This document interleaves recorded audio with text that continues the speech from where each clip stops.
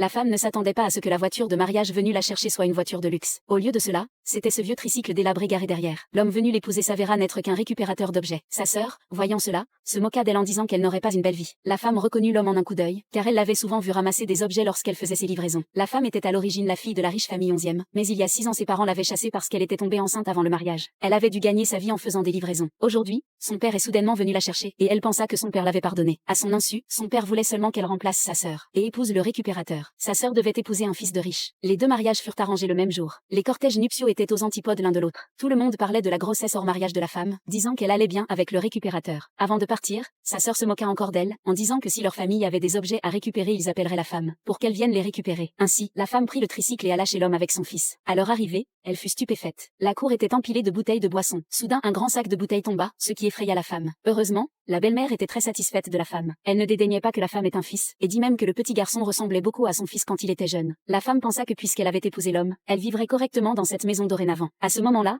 une servante apporta du thé. La femme but une seule gorgée puis resta figée, constatant que les feuilles de thé n'étaient pas bon marché. La belle-mère dit que le thé leur avait été offert par d'autres, et en disant cela elle désigna le tas de feuilles de thé dans le coin. La femme fut extrêmement surprise en voyant cela, car ce type de thé valait 10 000 $ le gramme. On estimait qu'ensemble il valait des dizaines de millions de dollars. Ensuite la belle-mère emmena la femme à la salle à manger pour manger. 3 chefs d'hôtel 5 étoiles préparaient les plats. La belle-mère dit que les chefs, apprenant que la famille organisait un mariage, s'étaient précipités pour venir aider à cuisiner. En entendant cela, la femme fut curieuse, soupçonnant que la famille de l'homme n'était pas ordinaire. Quand tous les plats furent servis, la femme constata que la table valait à elle seule au moins plusieurs centaines de milliers de dollars. Elle ne pourrait pas se permettre de manger ainsi même si elle faisait des livraisons toute sa vie. La belle-mère sourit et dit que ce n'était que des plats de la campagne, et dit à la femme de faire avec. Puisque la femme ne dédaignait pas que son fils soit l'enfant d'un récupérateur, dorénavant il serait une seule famille. Après avoir dit cela la belle-mère demanda à son fils de sortir les cadeaux préparés. La femme ouvrit la boîte cadeau et découvrit qu'elle était pleine d'or, d'argent et de bijoux. Elle resta bouche bée. Voyant sa réaction, l'homme dit que si elle ne les aimait pas elle pouvait les échanger contre d'autres cadeaux. La femme se hâta de dire qu'elle les aimait beaucoup, elle trouvait juste ces objets trop précieux. L'homme sortit alors 2 cartes bancaires et les lui tendit, en disant que c'était pour son argent de poche. La femme savait qu'il n'existait que 5 de ces cartes noires dans le monde, et elle ne s'attendait pas à ce que l'homme en sorte 2 d'un coup. Elle ne put s'empêcher de demander, votre famille est-elle vraiment dans la récupération d'objets? L'homme répondit, bien sûr. Notre activité principale est la récupération d'objets. Du carton aux avions, nous récupérons tout. Actuellement nos opérations familiales sont présentes dans le monde entier. Après avoir entendu cela la femme demanda avec prudence, votre famille est-elle très riche? L'homme répondit, pas tellement riche. La plupart de notre argent est immobilisé dans l'entreprise. Auparavant, l'argent de poche de la famille tournait autour de plus de 20 milliards. Si tu veux,